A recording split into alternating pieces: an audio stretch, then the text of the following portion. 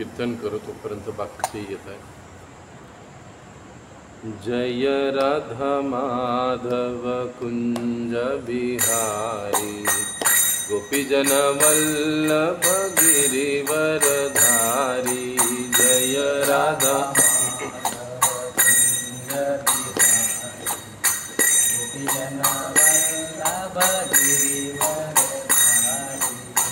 यशोदानंदन व्रज जन रंजन.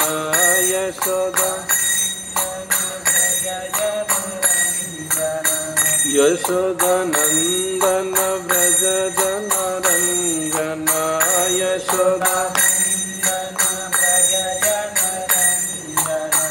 यमुना तीरवनचारी. यमुना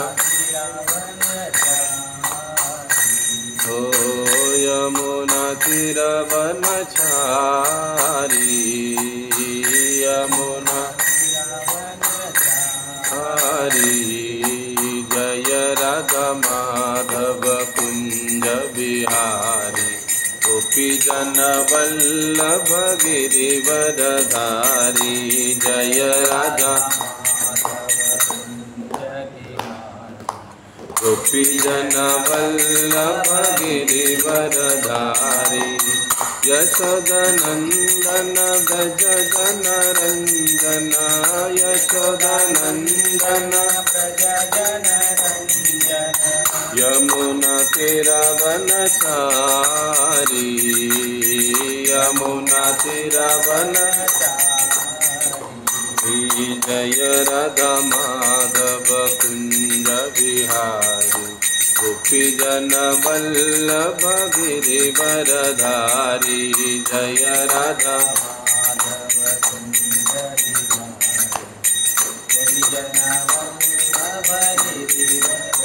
हरे. हरे कृष्ण कृष्ण कृष्ण हरे हरे. हरे राम राम राम हरे हरे. हरे कृष्ण कृष्ण हरे हरे. हरे राम राम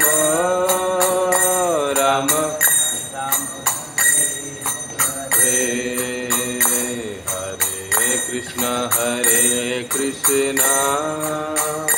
कृष्ण कृष्ण हरे हरे.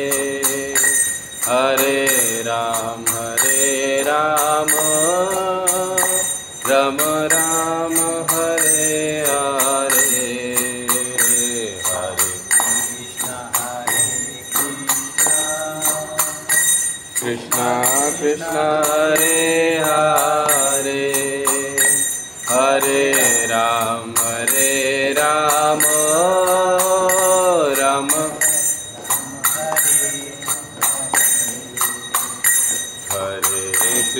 हरे कृष्ण कृष्ण कृष्ण हरे हरे. हरे राम राम राम हरे हरे. हरे कृष्ण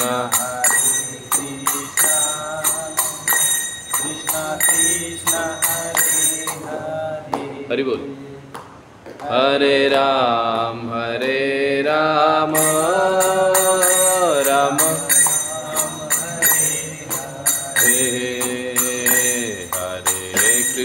हरे Krishna Krishna Krishna Hare Hare.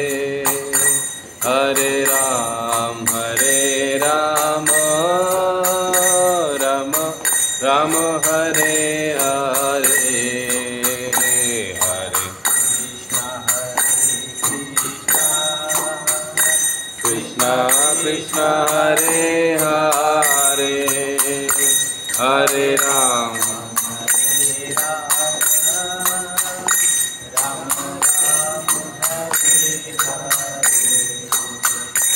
Hare Krishna,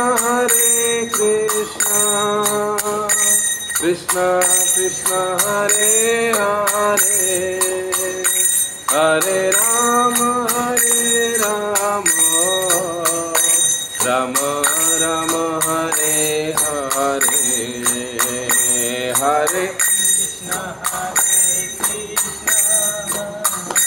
Krishna Krishna, Hare Hare, Hare Rama, Rama Rama, Hare Hare, Hare Krishna, Krishna Krishna, Hare Hare, Hare Ram, Ram Ram, Hare Hare, Hare Krishna,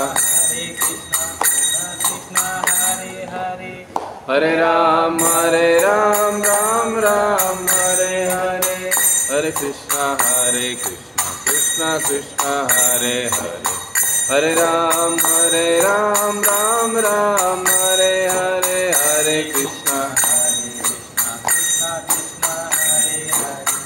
Hare Ram, Ram Ram, Hare Hare Krishna, Krishna Krishna, Hare Hare, Hare Ram, Ram Ram, Hare Hare, Hare Krishna Krishna, Hare Hare,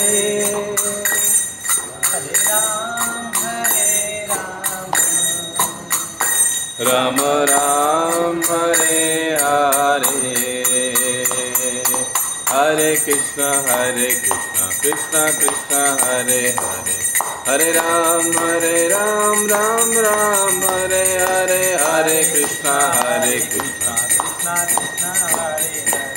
Hare Ram, Ram Ram, Hare Hare, Hare Krishna, Krishna Krishna, Hare Hare, Hare Ram, Ram Ram, Hare Hare, Hare Krishna, Hare Ram, Ram Hare Hare। बोलो श्री श्री राधा कृष्ण चंद्र भगवान की जय। श्री श्री सीताराम लक्ष्मण भक्त हनुमान की जय। श्री श्री निताई गौर सुंदर भगवान की जय। जगत गुरु श्रील प्रभुपाद की जय।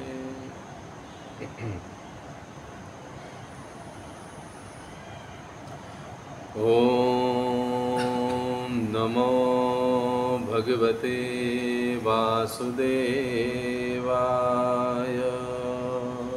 ओम नमो भगवते वासुदेवाय।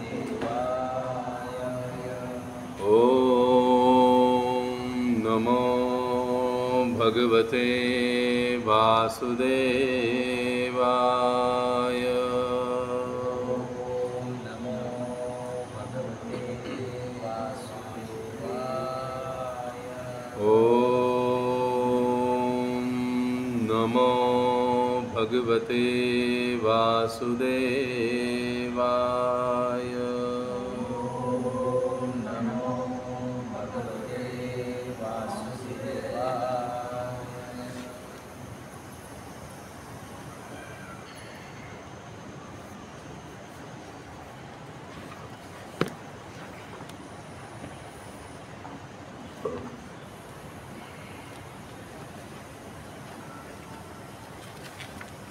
श्रीमद् भगवद गीता अध्याय 2 श्लोक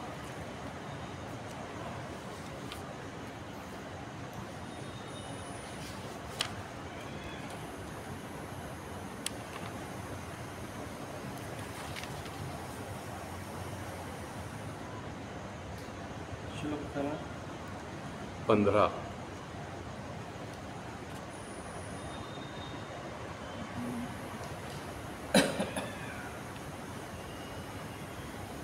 श्लोक संख्या 15।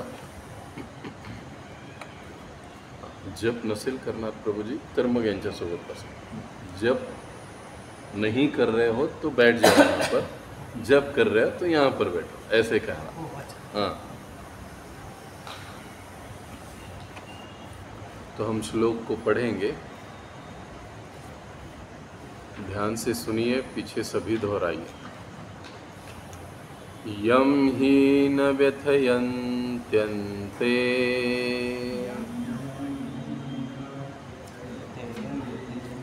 पुरुषं पुरुषर्भः समदुःखसुखं धीरम् सोमृतत्वाय कल्पते।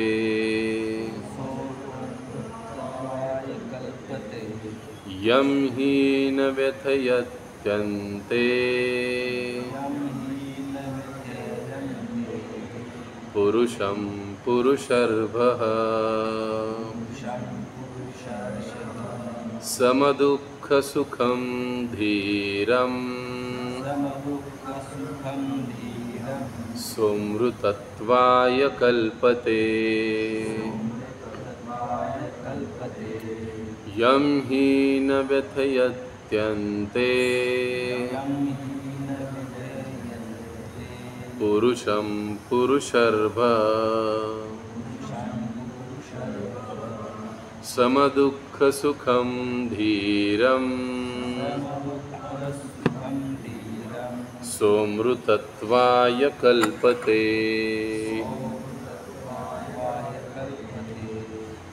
आता कोण म्हणेल 1 by 1?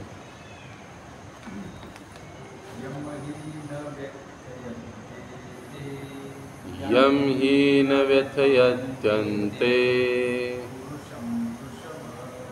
पुरुषं बोला पुरुषं पुरुषर्षभः समदुःखसुखं धीरम् 2:15 सोमृतत्वाय कल्पते। नेक्स्ट। यम ही न व्यथयन्ते यम ही न व्यथयत्यन्ते पुरुषं पुरुषर्भः समदुःखसुखं धीरम् सोमृतत्वाय कल्पते। नेक्स्ट। यम ही न व्यथयत्यन्ते पुरुषं पुरुषर्षभः समदुःखसुखं धीरम् सोमृतत्वाय कल्पते।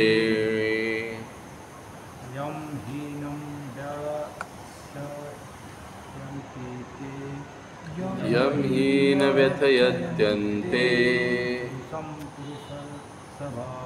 पुरुषं पुरुषर्षभः समदुःखसुखं धीरम् सोमृतत्वाय कल्पते। नेक्स्ट। यम ही न व्यथयत्यन्ते पुरुषं पुरुषर्षभः समदुःखसुखं धीरम् सोमृतत्वाय कल्पते।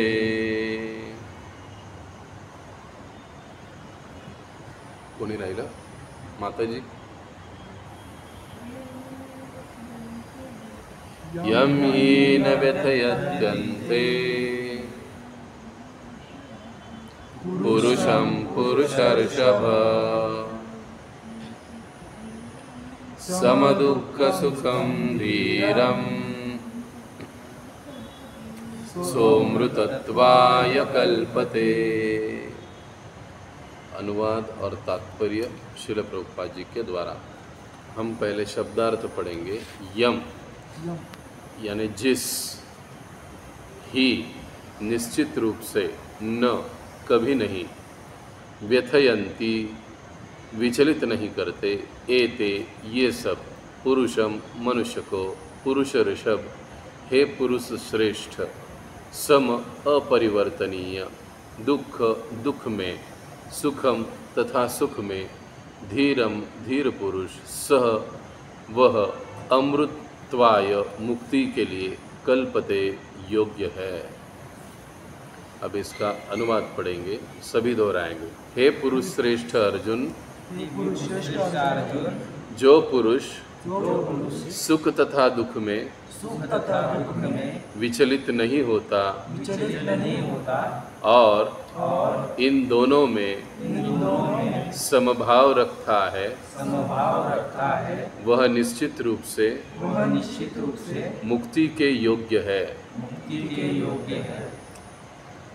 तात्पर्य अभी पढ़ेंगे, आप सभी पढ़िए, बुक में ध्यान दीजिए, ध्यानपूर्वक सुनिए। तात्पर्य श्रील प्रभुपाद जी द्वारा। श्रील प्रभुपाद की जय। जो व्यक्ति आत्म साक्षात्कार की उच्च अवस्था प्राप्त करने के लिए दृढ़ प्रतिज्ञ है और सुख तथा दुख के प्रहारों को समभाव से सह सकता है, वह निश्चय ही मुक्ति के योग्य है। वर्णाश्रम धर्म में चौथी अवस्था अर्थात संन्यास आश्रम कष्ट साध्य अवस्था है, किंतु जो अपने जीवन को सचमुच पूर्ण बनाना चाहता है, वह समस्त कठिनाइयों के होते हुए भी संन्यास आश्रम अवश्य ग्रहण करता है। ये कठिनाइयाँ पारिवारिक संबंध विच्छेद करने तथा पत्नी और संतान से संबंध तोड़ने के कारण उत्पन्न होती है, किंतु यदि कोई इन कठिनाइयों को सह लेता है तो उसके आत्म साक्षात्कार का पथ निष्कंटक हो जाता है। अतः अर्जुन को क्षत्रिय धर्म निर्वाह में दृढ़ रहने के लिए कहा जा रहा है। भले ही स्वजनों या अन्य प्रिय व्यक्तियों के साथ युद्ध करना कितना ही दुष्कर क्यों न हो। भगवान चैतन्य ने 24 वर्ष की अवस्था में ही संन्यास ग्रहण कर लिया था। यद्यपि उन पर आश्रित उनकी तरुण पत्नी तथा वृद्धा माँ की देखभाल करने वाला अन्य कोई न था, तो भी उच्च आदर्श के लिए उन्होंने संन्यास ग्रहण किया और अपने कर्तव्य पालन में स्थिर बने रहे। भवबंधन से मुक्ति पाने का यही एकमात्र उपाय है। ओम ज्ञानतिमिरन्धस्य ज्ञानाञ्जनशलाकया चक्षुरुन्मिलितं येन तस्मै श्रीगुरवे नमः। नमः ओं विष्णुपादाय कृष्णपृष्ठाय भूतले श्रीमते भक्तिवेदांत स्वामिन् इति नामिने। नमस्ते सारस्वते देवे गौरवाणी प्रचारिणे निर्विशेष शून्यवादी पाश्चात्यदेशतारिणे। नमो महावदन्याय कृष्ण प्रेम प्रदायते कृष्णाय कृष्ण चैतन्य नामने गौरतुषे नमः। हे कृष्ण करुणा सिंधो दीनबंधो जगत्पते गोपेश गोपिका कांत राधा कांत नमस्तुते। तप्त कांचन गौरांगी राधे वृंदावनेश्वरी ऋषभानुसुते देवी प्रणमामि हरिप्रिये। वाञ्छाकल्पतरुभ्यश्च कृपा सिन्धुभ्य एव च पतितानां पावनेभ्यो वैष्णवेभ्यो नमो नमः। जय श्री कृष्ण चैतन्य प्रभु नित्यानंद श्री अद्वैत गदाधर श्रीवासादि श्री गौर भक्तवृंद। हरे कृष्णा कृष्ण कृष्ण हरे हरे, हरे राम राम राम हरे हरे।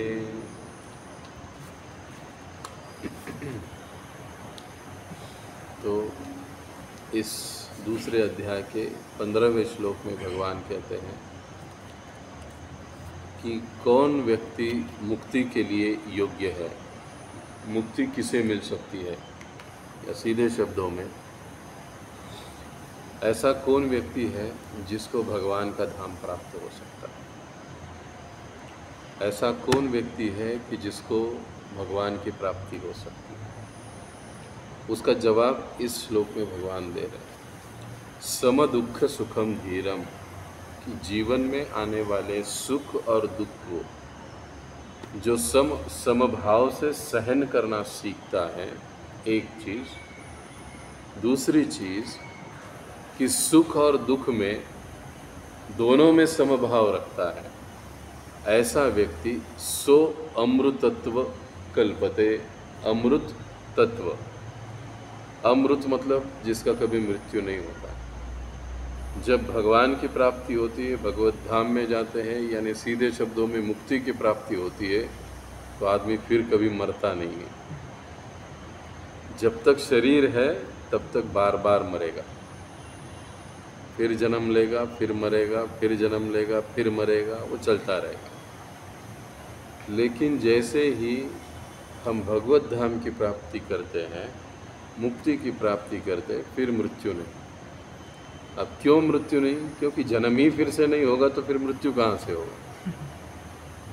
इसलिए आगे चलकर भगवान कहते हैं यद गत्वा न निवर्तन्ते तद्धाम परमम मम, कि हे अर्जुन, एक बार जब कोई मेरे पास या मेरे धाम में आ जाता है, न निवर्तन्ते, उसे पुनः इस भौतिक जगत में, दुखमय जगत में आना नहीं पड़ता है, यानी जन्म मृत्यु के चक्र से वो हमेशा के लिए छूट जाता है।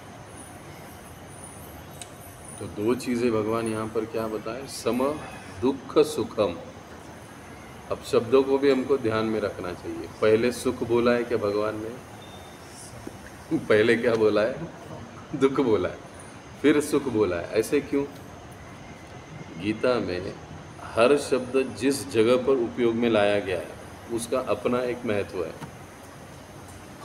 ये तो नॉर्मली भगवान ये भी कह सकते ना, सुख दुखम धीरम, कह सकते थे, ऐसा क्या फर्क पड़ता था। लेकिन वो नहीं कहा, वो कहा दुख सुखम। इसका मतलब ये है कि भगवान ये समझा रहे हैं कि इस भौतिक जगत में कोई भी क्यों ना हो, इस भौतिक जगत में कोई भी क्यों ना हो, निश्चित रूप से जीवन में सबसे पहले दुख मिलता है। आप किसके भी जीवन में देखो, कोई भी आदमी को उठाकर देख लो, किसका भी जीवन देखो, यहाँ तक अपना जीवन भी देखो। इसलिए तुकाराम महाराज क्या कहते हैं? सुख जवाए बड़े, दुख पर्वताए बड़े। ये कहा है ना कि सुख जो होता है वो अपना तिल के दाने की तरह होता है, और दुख जो होता है वो पहाड़ों की तरह होता है, बड़ा। ये मनुष्य जीवन की सच्चाई है। अब कई बार हम लोग इसको मानते नहीं, स्वीकार नहीं करते, क्योंकि हम क्या सोचते हैं कि नहीं, आज दुख है, इसके लिए मैं प्रयास करूंगा, प्रयास करूंगा, प्रयास करूंगा, फिर 2-4 दिन के बाद मेरे पास सुख आएगा। बहुत प्रयास करते, बहुत प्रयास करते, कुछ समय के लिए सुख मिलता है, लेकिन फिर दुख दूसरे किसी रूप में हमारे सामने आ जाता है। ये इस जगत का स्वरूप है। जब तक व्यक्ति इस भौतिक जगत में है और शरीर धारण किया हुआ है, तब तक वो दुखों से मुक्त नहीं हो सकता, सुखों से भी मुक्त नहीं हो सकता। सुख और दुख का आना जाना मनुष्य जीवन में लगा रहेगा। लेकिन अब होता क्या है, मुझे 1 लाख रुपया मिल गए, मैं नाचने लगता हूँ। मेरे 10,000 रुपये गुम गए, मैं रोने लगता हूँ। सम सुख दुखम धीरम। सुख और दुख में समान भाव रखना, ये इतनी आसान बात नहीं है। ये इतनी आसान बात नहीं है। 10 रुपये भी जेब में से गिर जाता है, गुम जाता है, तो हमको दुख होता है। मिल जाता है, हम खुश होते हैं, चलो अरे आज का चाय पानी निकल गया। ये खुशी लगती है। लेकिन भगवान यही समझा रहे हैं कि ये जो सुख है, ये जो दुख है, हमने तो एक उदाहरण लिया। जीवन का कोई भी सुख हो, कोई भी दुख हो, जब सुख में व्यक्ति आनंदित होता है, दुख में दुखी होता है, तो इसका मतलब है वो मुक्ति के लिए, भगवत प्राप्ति के लिए पात्र नहीं है, योग्य नहीं है। उसको भगवान क्या समझा रहे? दुख और सुख दोनों चीज़ों में उसको एक समान भाव रखना पड़ेगा। दुख भी है, कोई चिंता नहीं, सुख भी है, कोई चिंता नहीं। लेकिन प्रायः हम लोग सुख में बदल जाते हैं, दुख में भी बदल जाते हैं। कबीर जी भी बताते हैं, दुख में सब हरि भजे, सुख में भजे न कोई। लेकिन आगे क्या कहते हैं? जो सुख में हरि भजे तो दुख कहाँ से होए। लेकिन गड़बड़ क्या होती है? लोग कहते हैं अरे ठाकुर जी ने सब कुछ दे दिया है, उनको अभी क्या ज़रूरत है आने की, सब कुछ ठीक ठाक चल रहा है। जब दुख आता है तब व्यक्ति भगवान के पास आता है। अच्छा, सभी भी नहीं आते, कुछ कुछ गिने चुने ही आते। दुखी तो दुनिया में बहुत सारे लोग हैं। कोई शराब खाने जाता है, कोई जुआ खेलने जाता है, कोई और कहीं चला जाता है, कोई ऊपर से नीचे छलांग लगा के ख़त्म हो जाता है।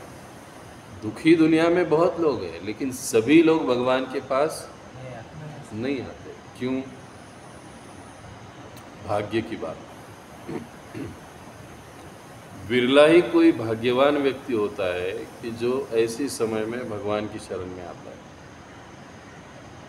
देवी देवताओं को भी दुख मिलता है तो वो किसके पास जाते हैं? विष्णु या नारायण के ही पास जाते हैं। ब्रह्मा जी के पास जाते या शिव जी के पास जाते, और वो लोग उनको लेकर नारायण के पास जाते हैं। बात घूम फिर कर उधर ही आती है। तो कहने का तात्पर्य क्या है कि जब तक हम सुख और दुख में या दुख और सुख में समभाव नहीं पालेंगे, रखेंगे, तब तक हम मुक्ति के लिए या भगवत प्राप्ति के लिए पात्र नहीं हैं, या तब तक हम भगवान को नहीं प्राप्त कर सकते, तब तक हमें मुक्ति नहीं मिल सकती, जन्म मृत्यु के चक्र से हम नहीं छूट सकते। अब सवाल आता है कि ये सुख में और दुख में समान भाव रखे कैसे? कैसे आता है वो?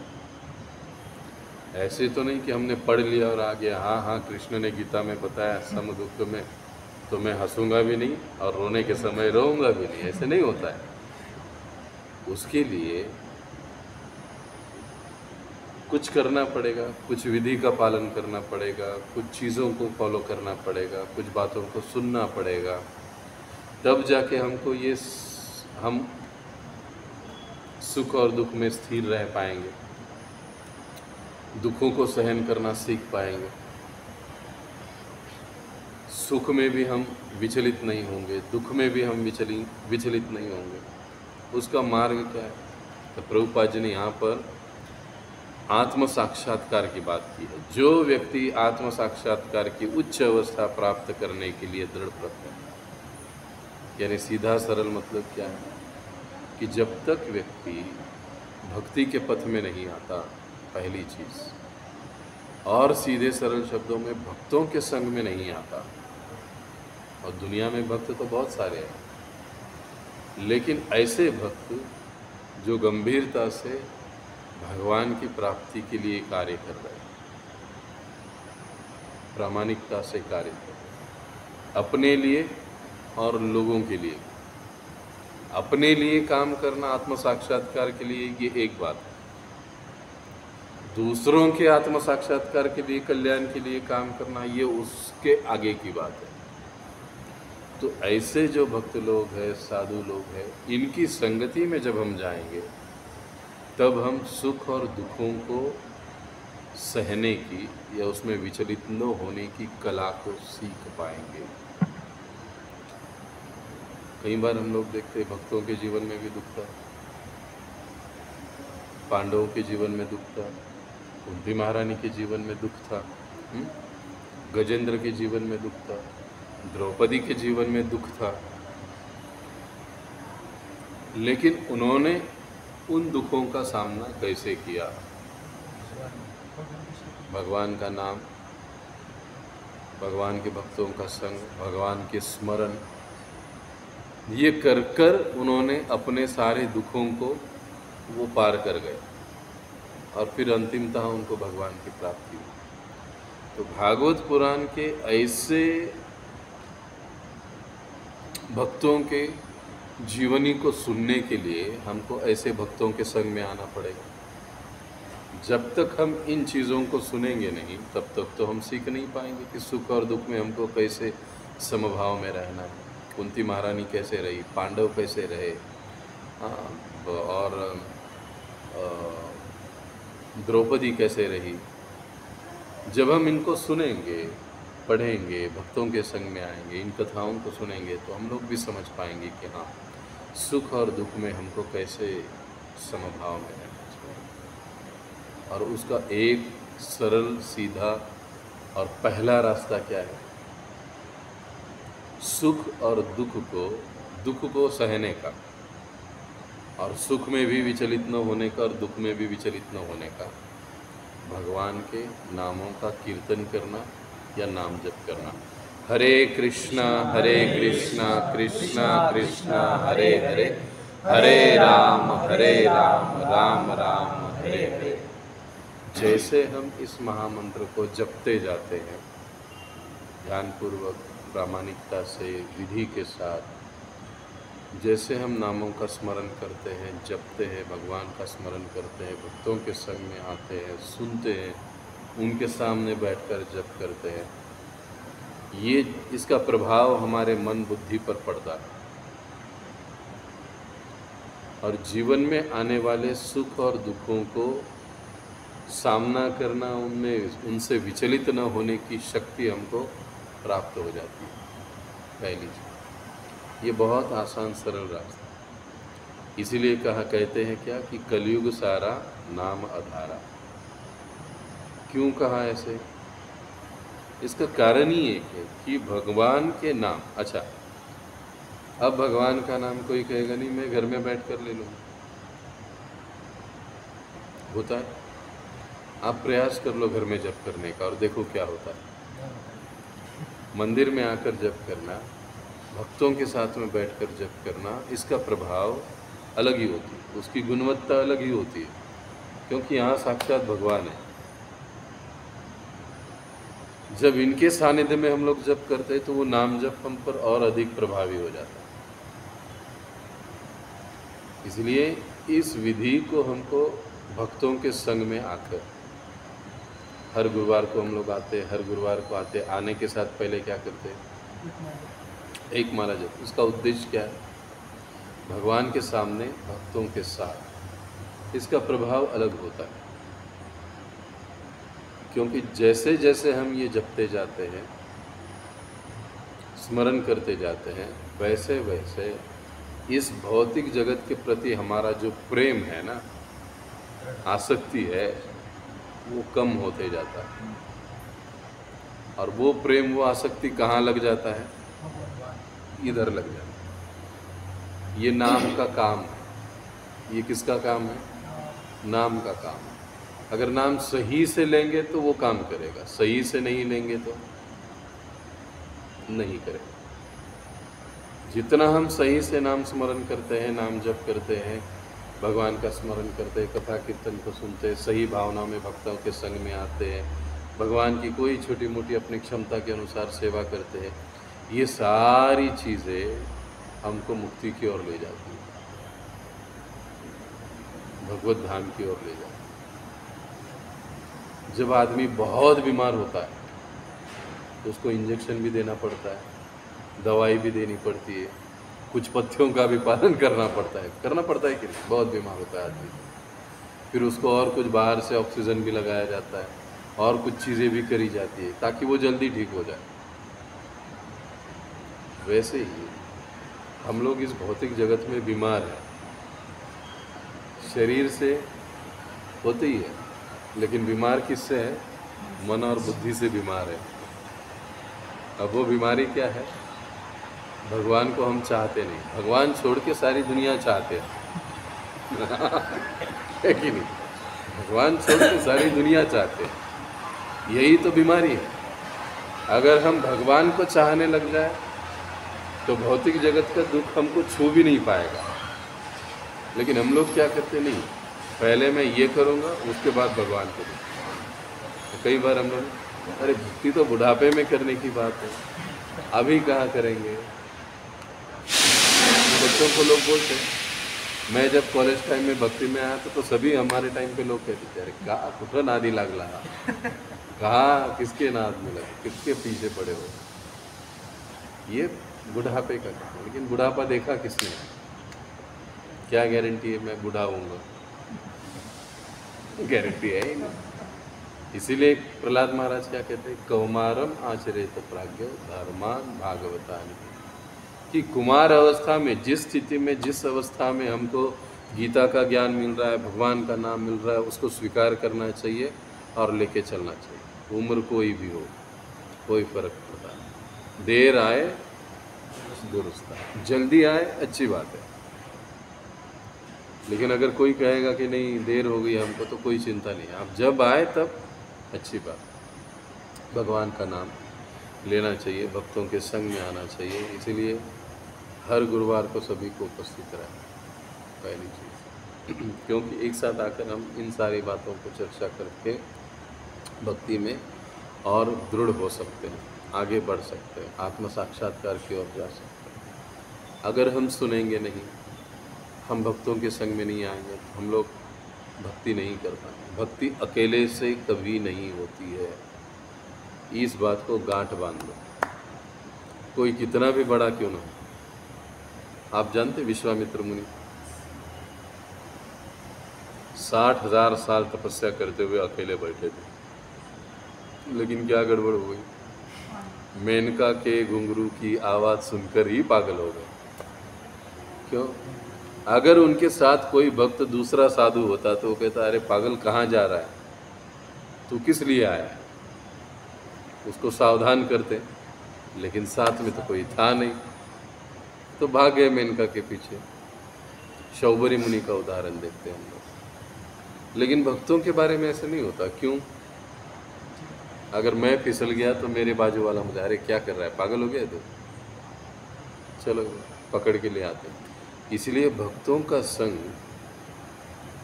आत्म साक्षात्कार के लिए लक्ष्मण की रेखा होती है, एक दूसरे को संभालते हुए वो आगे चलते।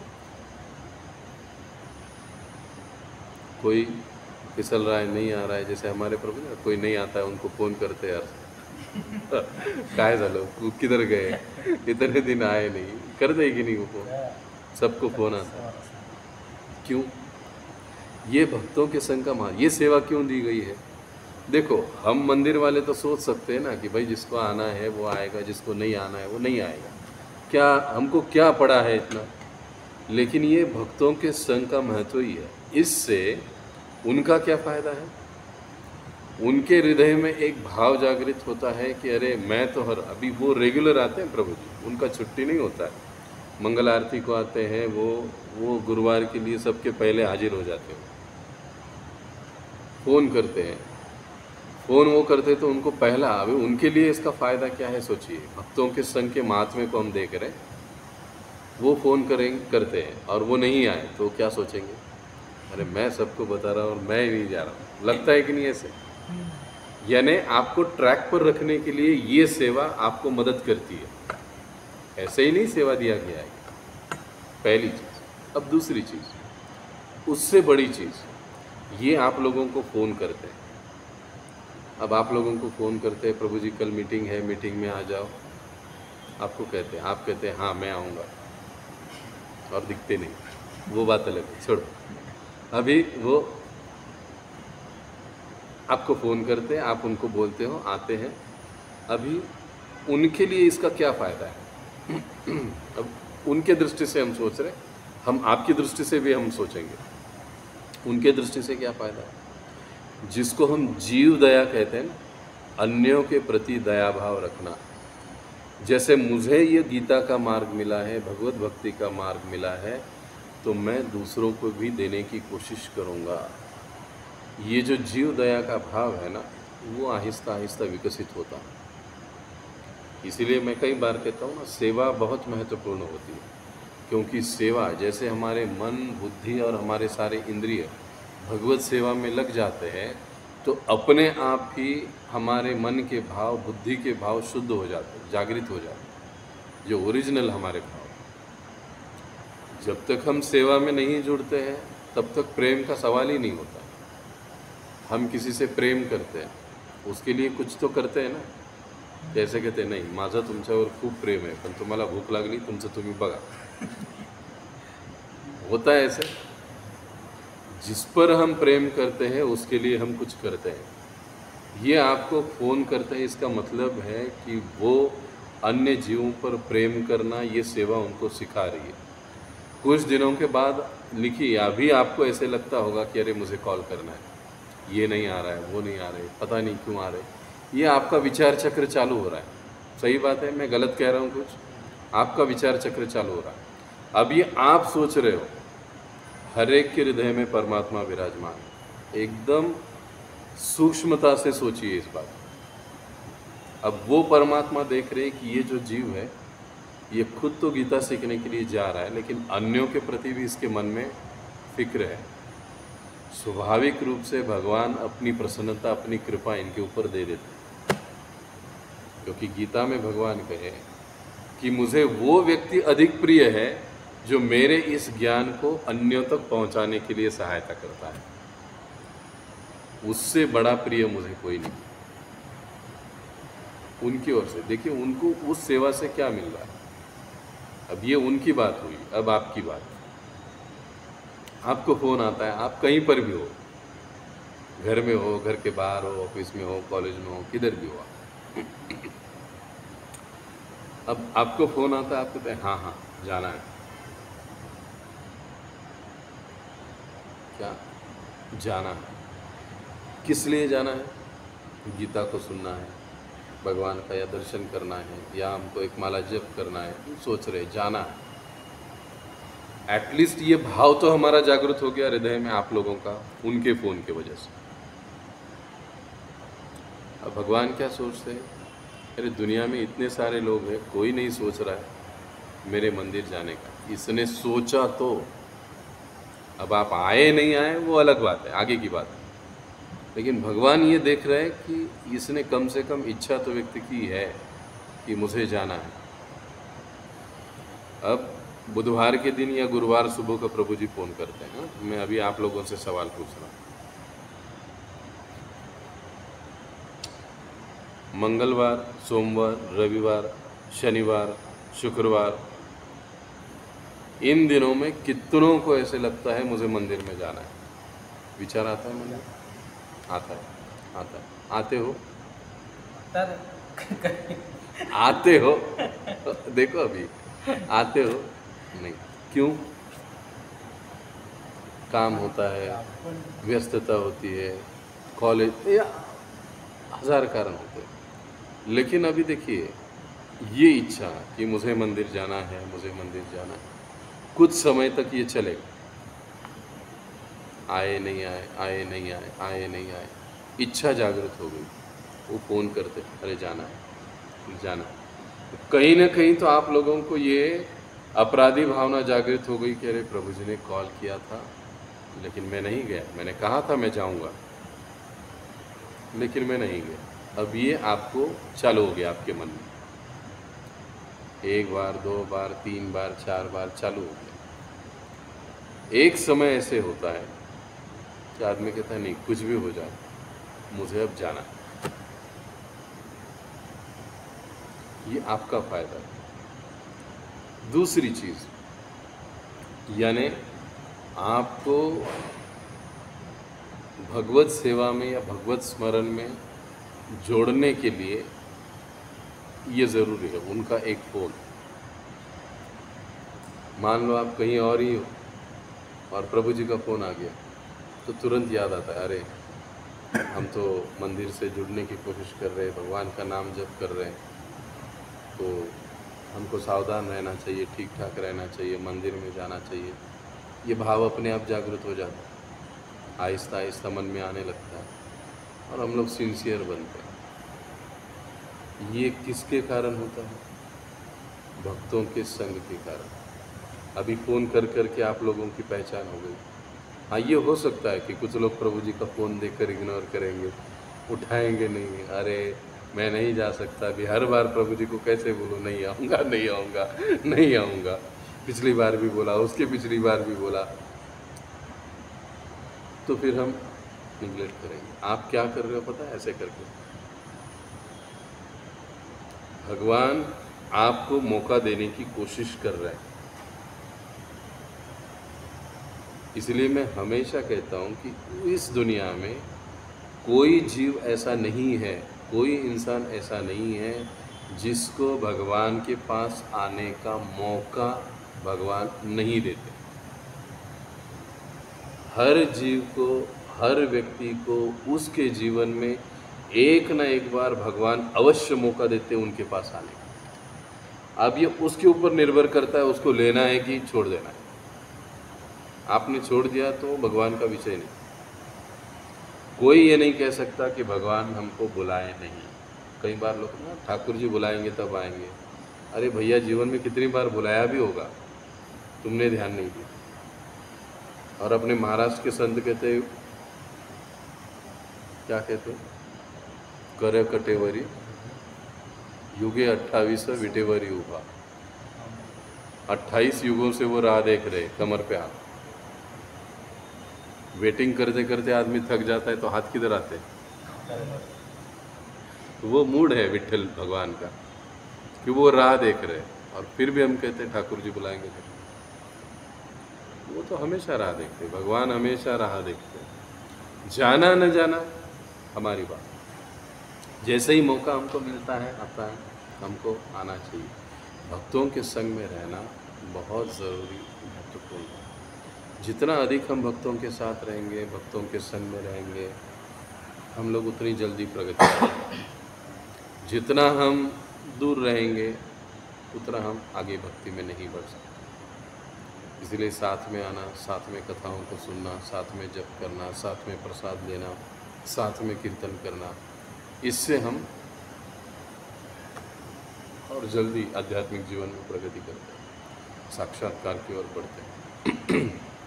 और जितना हम साथ में आते हैं, साथ में जप करते हैं, कीर्तन करते हैं, उतना ही हम अपने जीवन में दुख और सुखों के साथ किस प्रकार से डीलिंग करनी है सही सही सीख जाते,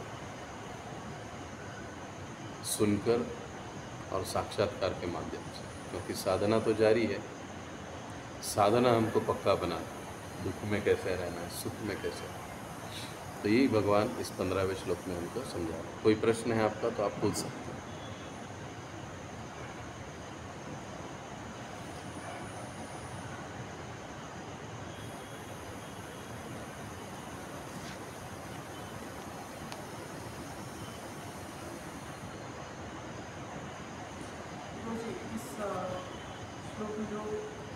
भगवान बोलते हैं, बता रहे हैं कि बस दुख में जो भी दुख में होता है निश्चित रूप से मुक्ति होती है, मुक्ति की योग्य है। हाँ, लेकिन उसका सोल्यूशन कैसे रहना है वो इसी अध्याय में रहेगा, कैसे विचलित नहीं होना। वो जैसे जैसे हम आगे जाएंगे वैसे वैसे इसकी विधि भी आएगी। इन शॉर्ट मैंने आपको कृष्ण भावना की बात बता दी, भक्ति की बात बता दी, ये बेसिक विधि है। लेकिन हम मुक्ति कैसे प्राप्त कर सकते हैं, कौन व्यक्ति इसको मुक्ति मिलती है, या कौन ऐसा व्यक्ति है जो आत्म साक्षात्कार की प्राप्ति करता है, भगवान की प्राप्ति करता है, उसके गुण क्या होते हैं, वो कैसे चलता है, कैसे बोलता है, ये सारे प्रश्न अर्जुन पूछता है तो भगवान उनको जवाब दे रहे हैं। ये सारा जैसे जैसे हम आगे जाएंगे तीसरे चौथे अध्याय में ये चीज़ें आएंगी। तो हम यहाँ पर रुकेंगे। जगत गुरु श्रील प्रभुपाद की जय। अभी सोच रहा था कि हम आज से जो हमारा हर शनिवार को हमारे लिए जो मंगल आरती होता है, मॉर्निंग कार्यक्रम, उसकी आरतियाँ कैसे गानी है ये हमको सीखना चाहिए। उसका ट्यून कैसे हम लोग गाते हैं, और आप सभी लोगों को उपस्थित रहना चाहिए मॉर्निंग प्रोग्राम। इसका अनुभव अलग होता है, साथ जप करने का एक अलग ही फ़ायदा होता है, अनुभव होता है। तो जितना संभव हो सके आप सभी को शनिवार के एक दिन की मंगल आरती में आना चाहिए सुबह 6 बजे। जितने अधिक होंगे भक्त लोग उतना आरती में आनंद आएगा। तो आप ज़रूर प्रयास कीजिए हर शनिवार को सुबह 6 बजे। 8 बजे प्रोग्राम पूरा ख़त्म हो जाता है। 6 से 8 2 घंटे का प्रोग्राम। उसमें गुरु आरती होती है, तुलसी आरती होती है, फिर 4 माला बैठकर हम लोग जप करते हैं। उसके बाद भागवत का क्लास होता है, भागवत को चालू किया। तो आप सभी से अनुरोध है कि आप इसमें आ सकते हो। अभी आज हम लोग जो हम लोग मंगल आरती गाते हैं, संसार दावा नललीड लोक, उसको हम गाने की कोशिश करेंगे। सभी को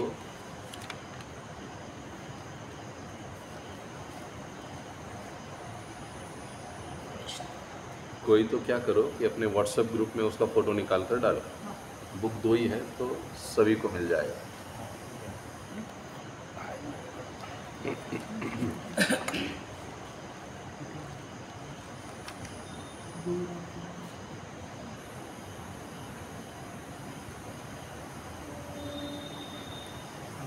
तो जब हम ये गाना सीख जाएंगे तो हम मंगल आरती में भी सभी लोग अच्छे से गा पाएंगे। जो भी बनाओ